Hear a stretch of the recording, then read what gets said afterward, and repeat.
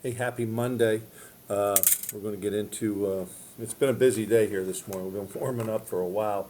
If you were in class, you did that. If you're just watching the lesson again, that's great. We're going to grind away here for the next couple of days here and then take the weekend off for Thanksgiving. So let's get ready to rock and roll here. We're going to today be talking about solving percents with proportions. More of the same, but we're going to have to set some things up and do some things a little bit different. So let's get through some vocabulary. Two equal ratios are called proportions. We know that. You can use a proportion to solve for a missing value, x, in two ways. All right, you can determine the scale factor. All right, what are they multiplying by to get up, or we can cross multiply, right? We can cross multiply. All right, so we'll do it both ways here real quick, and I'll grab my calculator just as a quick review for you. Anyway, all right, so the scale factor is times 9 times 9, x is 72, okay? And when they're easy like this, it's times 8 times 8, x is 56. Right? Those are just the power of math facts. Now, when they get a little bit bigger, I recommend maybe using the cross multiplication technique. So I'm going to take this times this, right? 20 times 180. And I'm going to divide it by the number that's left. Divided by 240, and we end up with x is 15. So two simple ways to do that, just more of a review, right? Should not be an issue there. Percent is a part of a whole ratio where the whole is always 100. Percents are always out of 100. Each percent can be modeled on a 10 by 10 grid and can also be written as a proportion, right? As a proportion. And this is the proportion that we're looking to set up here, okay? All right, and after you do this a few times, all right, it's going to become clear. But we always start with the percent side on the left, the part is on the top, and the whole is on the bottom, all right? Okay, so what I'm going to do is actually skip this piece here and go, skip that piece there and get out of the tape diagrams, and I'm going to go to this. It's going to be a little clearer on this, okay? All right, first up, what percent of 20 is 14, right? So we're looking for the percent. So we're going to put x over 100 because that's what we're looking for. All percents are out of 100. The part is 14 and the whole is 20, right? So looking at this, all right, you can see that we can cross multiply and divide, or we could say, hey, this is times 5, this is times 5, right? But setting it up is the most important piece. Percents on the left, part on the top, whole on the bottom, okay? So 20 times 5 is 100, 14 times 5 is 70. 70 what? 70%. Now, I also could write that 70 out of 100. That equals that. Don't put the percent sign there, okay? What is 45% of 60? Now they're giving us the percent. So let's start with that on the left side. 45 out of 100 because all percents are out of 100. Now, is 60 the part or the whole? Well, let's think about this. What is 45% of 60? All right, we're trying to find a piece of 60, so 60 is the whole, and we're looking for the part. Yeah. So in this case, I am going to cross multiply and divide because it's going to be a little bit easier. So I'm going to take 60 times 45 and get 2,700, all right? And I'm going to divide that by 100, and you'll see that it's 27, right? So x is 27. 27, okay? Next up, 16 is, all right, you're going to start to notice if there's a number before the is or after the is, that's the part. 25% of what number? So 25 out of 100 equals. All right, so they're giving us the part. We're looking for the whole. If there's a number before it or a number after it, that's going to be the part, right? So, again, let's grab our calculator here and go to work, okay? So we have 1,600, this times this, and I'm going to divide that by 25, and x is 64, right? Because 1,600, this times this, divided by 25 is 64. Okay, let's continue on. Next up, what number is 90% of 140? Well, I always start with my percent on the left side, okay? Now, when we do that, let's look to the right.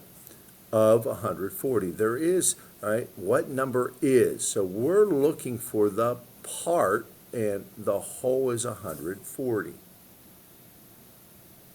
There was no number before the is, so I'm going to take my calculator and take 140 and multiply it by 90, and I get 12,600. This times this is that. And I'm going to divide that by 100, or you could just take the two zeros away, and x is going to equal 126. 126, okay? Let's continue on, and actually I'd like for you to pause the video and do a 10 and 11. Let's go. 40%, so 40 out of 100 is, of what number is 46? There's a number after the is, so I know that's the part, and I'm looking for the whole. Once I get this set up, it becomes very easy, doesn't it? Yeah. So let's go. So let's take 46 times 100, and we get 4,600. And we're going to divide that by 40, and we end up with 115. So the whole is 115. Now, let's pause here for a second and just chat about this, okay? 40% of 115 is 46.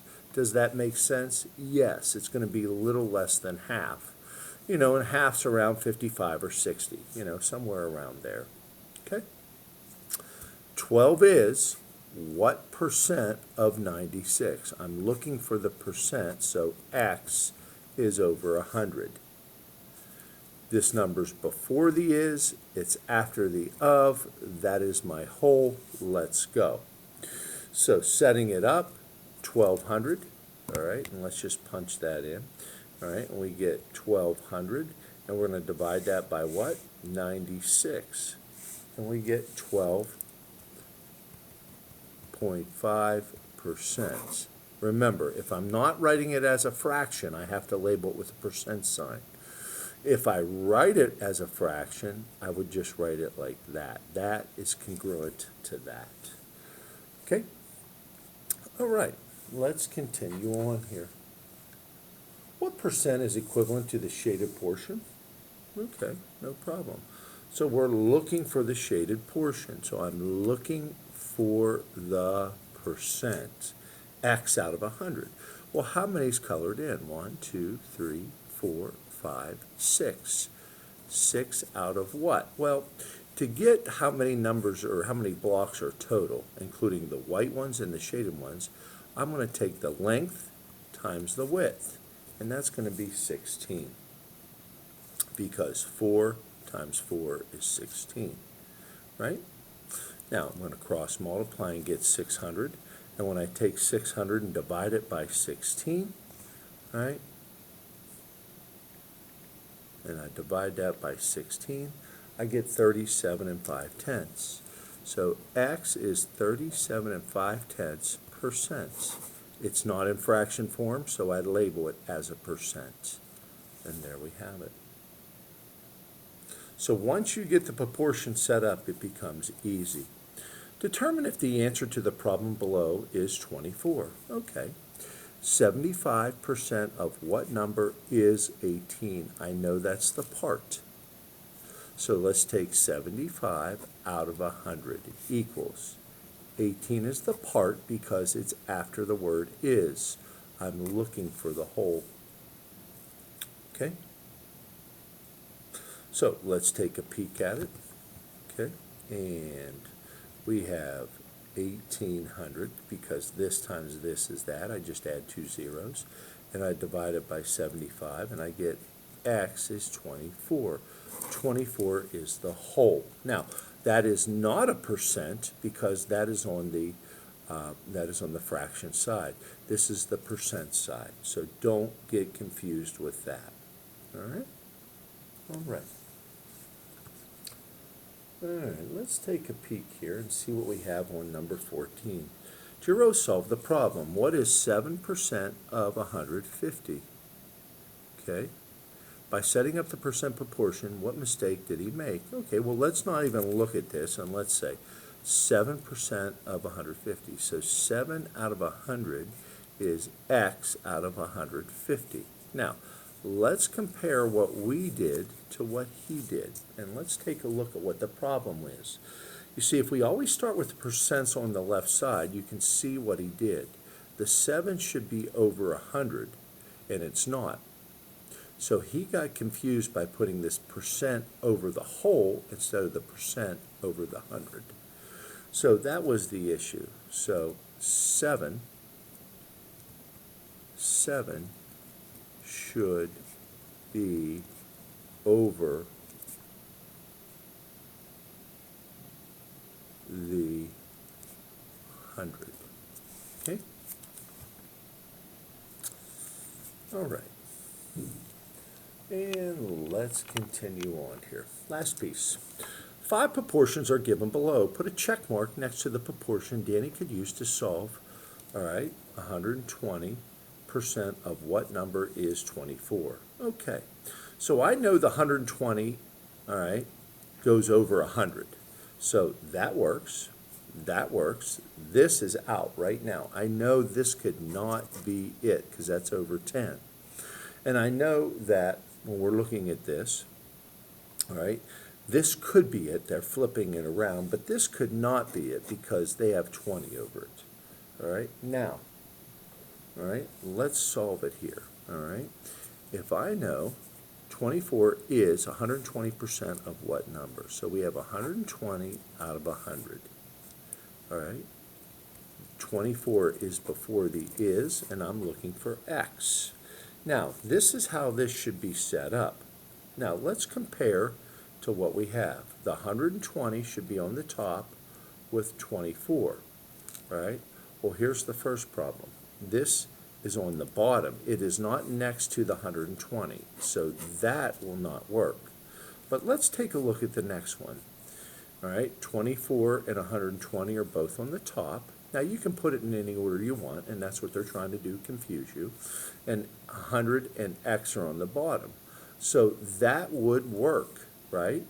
As long as this is over 100, and it is, so that is 1.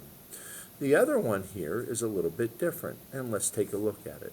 The 24 should be with 120. Instead of putting it on the top, they just put it on the bottom, which is fine, as long as you are corresponding on the top. So x is over 24, and 100 is over 120, so that will also work. So that is a little bit confusing there, okay? All right, so for homework tonight, I want you guys to complete this page, all right, and you have numbers 1 to 8 or so there, okay? Have a good day, guys.